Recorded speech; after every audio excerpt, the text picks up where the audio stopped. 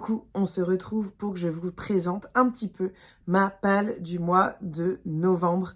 Novembre est enfin là. Novembre, c'est un mois que j'aime bien parce qu'on est entre l'automne et l'hiver, mais surtout, on se rapproche du mois de décembre qui est le mois de Noël. Et j'adore ça. Et puis cette année, c'est sûrement le mois de rencontre avec mon bébé, le mois de décembre. Donc, je suis assez impatiente.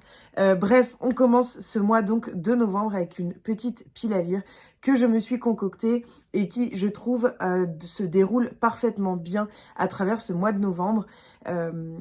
Autant vous dire que cette année, Noël va arriver plus tôt que d'habitude chez moi, tout simplement parce que je ne sais pas quand est-ce que je vais accoucher et qu'il est hors de question que je commence le mois de décembre sans sapin. Je ne sais pas comment ça va se passer, il risque d'y avoir beaucoup de choses à préparer, beaucoup de choses à faire. Donc, je vais mettre le sapin, je pense, entre le 15 et le 20 novembre, donc assez rapidement. Et donc, assez vite, on va être dans cette ambiance de Noël un petit peu à la maison. D'ailleurs, bon, ça pour le coup, c'est parce que je l'aime trop, mais j'ai déjà mon plaid que j'ai reçu il n'y a pas longtemps. Et puis, mon coussin aussi, style un peu Noël. Et donc, je vais vous présenter un petit peu ma pile à lire, qui donc, au début du mois, je vais lire des livres un peu mystérieux, un peu fantastiques, pour être toujours dans cette ambiance un peu Halloween, début du mois de novembre, avec donc L'œil de la Gorgone de Noémie Fachan, qui est donc Médusa, Gorgon. 22 figures mythologiques sous un regard féministe. C'est publié chez Le Duc Graphique. J'adore la couleur du livre. Et en fait, voilà, on a vraiment Alors, je vais vous montrer peut-être le début d'une page. On a par exemple Gaïa. Et donc, une petite histoire côté féministe. J'adore, je trouve ça trop bien. Je trouve ça génial, je vous en reparlerai, mais je pense que ça va vraiment beaucoup me plaire parce que déjà j'adore les dessins et que l'ambiance me fait bien envie. J'aimerais ensuite lire un livre que j'aurais dû lire avec Laura de Laura's Reading l'année dernière, mais en fait, je sais pas, j'ai pas réussi à me dire que j'allais le lire. Je vais réessayer cette année, c'est pas sûr que j'y arrive, mais j'aimerais lire La 9e maison de Leigh Bardugo, qui est un livre qui m'avait été envoyé, c'était une erreur, je crois, de la maison d'édition de J'ai lu l'année dernière. Et puis, c'est pas du tout mon style, mais pour le coup, il est dans ma palle. Et c'est vrai que c'est un style qui correspond plutôt bien, je trouve, au début du mois de novembre. Je vous lis le résumé. Alors qu'elle se remet de ses blessures à la suite d'un massacre inexpliqué, Alex Stern se voit proposer d'intégrer l'université Yale au sein de la maison L'été. Cette société secrète a pour mission de contrôler l'usage de la magie au sein des 8 autres maisons que compte la prestigieuse institution. La jeune femme doit cette position enviable, quoique dangereuse, à un talent très particulier. Elle est capable de voir les fantômes. Mais un soir, elle est témoin d'un meurtre d'une violence rare. Son enquête la confrontera à des forces qui défient l'imagination. Écoutez, ça donne plutôt envie. Donc l'auteur est une star de la littérature young adulte à qui l'on doit notamment la série Grisha, adaptée sur Netflix, La 9e maison, qui inaugure une nouvelle trilogie et sa première œuvre à destination d'un public adulte. Donc c'est un livre adulte, je ne savais pas. Voilà, je vous en dirai des nouvelles assez rapidement. Et dans cette ambiance toujours, alors c'est pas du tout la même chose, mais dans cette ambiance toujours un peu fin octobre, début novembre, j'aimerais lire La petite boutique au poison de Sarah Penner. Il s'agit des révélations pocket de l'année dernière et j'ai extrêmement envie de le lire. Je vais pas vous redire exactement, mais d'après ce que j'ai compris, on peut récupérer des fioles de poison seulement si c'est pour un homme violent, en gros que la victime soit un homme violent. Et il y a beaucoup des hommes violents dans le long des années 1791. Et donc on est entre 1791 et 2 siècles plus tard quand une petite fiole ressurgit dans la boue de la Tamise au pied de Caroline, une américaine au cœur brisé. Et c'est avec elle toute une histoire de femme trop longtemps oubliée. Et ça, pour le coup, c'est vraiment un livre que j'ai extrêmement envie de lire. Surtout que j'en ai vu des avis vraiment très bons. Et puis c'est un livre voilà, qui me fait envie depuis très longtemps. Donc je vous en dirai des nouvelles, je pense assez rapidement au début du mois de novembre. Avec le book club L'ivresse de lire en voyageant, nous partons au Japon et nous allons lire La bibliothèque des rêves secrets de Michiko Aoyama, qui est un livre que j'avais très envie de lire depuis longtemps, qui est, j'ai l'impression, un peu un roman cocon. Il est dit un roman choral poétique qui s'élève le pouvoir des livres et l'importance qu'une personne attentive et à l'écoute peut avoir sur le destin de chacun d'entre nous. Je n'ai pas besoin d'en savoir plus, je vous en dirai des nouvelles. Un autre roman qui me fait très envie et que je viens de me procurer dans la nouvelle librairie à côté de chez moi, il s'agit de Apeirogon de Colum McCann. Alors, l'histoire de ce livre, c'est que je suis allée à la librairie avec certains romans que j'avais trouvés sur Internet qui parlaient du conflit israélo-palestinien. J'ai envie de lire sur ce conflit. Malheureusement, les livres que je voulais, qui étaient écrits par des auteurs et des autrices palestiniens ou israéliens, n'étaient plus édités. Ceux que j'avais trouvés, je ne dis pas qu'ils ne sont plus du tout édités, mais ceux que j'avais trouvés.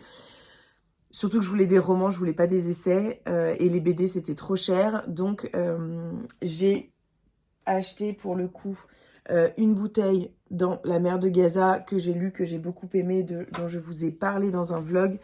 Et puis là, j'ai acheté donc ce roman qui est d'un auteur américain, je crois. Non, il est né à Dublin. Il a écrit plusieurs romans. Il vit à New York, c'est pour ça que je pensais qu'il était américain. Et c'est traduit de l'anglais, donc de l'Irlande, par Clément Baude. Apeirogon, figure géométrique au nombre infini de côtés. Rami Elanan est israélien, fils d'un rescapé de la Shoah, ancien soldat de la guerre du Kippour.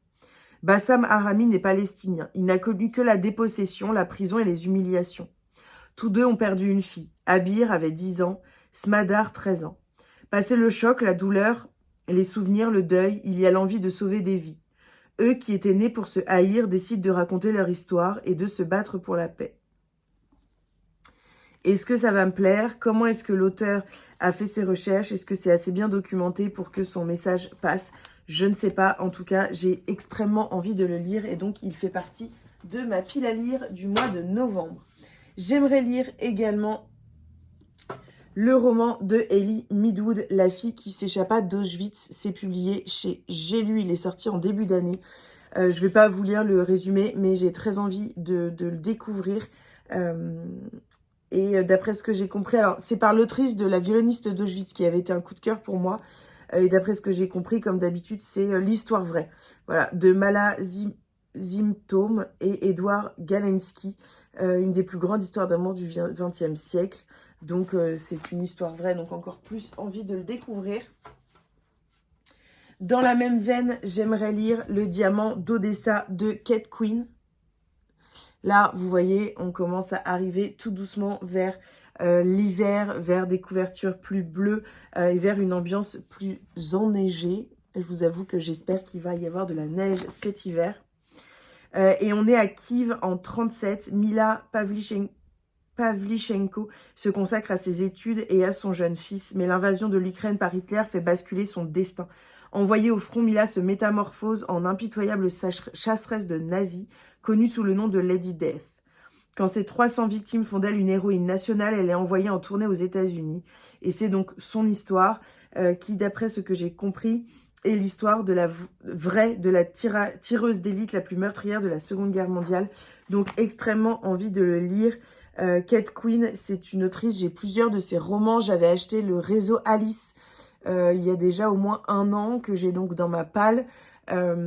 Et j'ai également reçu le code rose en cadeau pour l'année de partenariat 2023. Donc voilà, mais c'est celui-ci que je vais lire en premier.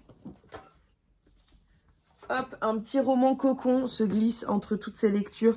Il s'agit de Mémoire de la forêt, un livre tout à fait adapté, je trouve, fin novembre, début décembre. Il sera absolument parfait. C'est donc le 3e tome de Michael Brun-Arnaud, de sa saga. C'est illustré par Sanoé, c'est publié chez l'École des loisirs. C'est un roman jeunesse qui pour moi a tout d'un grand. J'ai lu le premier l'année dernière, le deuxième cet automne en octobre. Et là, j'ai extrêmement hâte de découvrir ce dernier tome sorti, parce qu'il y aura aussi celui du printemps, j'imagine. En tout cas, trop hâte, et je vous en dirai des nouvelles. Hop, un autre roman encore, il s'agit, hop, je vais ranger ça ici, il s'agit de Le lilas ne refleurit qu'après un hiver rigoureux de Martha Hall Kelly, qui est un livre qui est depuis au moins 1 an dans ma pile à lire d'hiver, et je ne le lis jamais. Donc cette fois-ci, soit en novembre, soit en décembre, il faut qu'il soit lu. Mais vu que c'est un gros pavé, j'aimerais le lire là, parce que comme je vous ai dit, je ne sais pas trop ce qui va se passer en décembre, janvier. On est donc pendant la Seconde Guerre mondiale. C'est un roman sur le pouvoir méconnu des femmes à changer l'histoire à travers la quête de l'amour, de la liberté, des secondes chances. C'est un roman qui me semble puissant, dont j'ai entendu beaucoup de bien, et j'ai extrêmement envie de découvrir la plume de cette autrice dont on m'a dit tant de choses. J'ai envie de me faire ma propre idée, et donc trop hâte de le lire. Et puis en dernier, le roman que j'aimerais lire en ce mois de novembre, il s'agit de La fille qui prenait les armes de Amy Hermon, qui me fait extrêmement envie.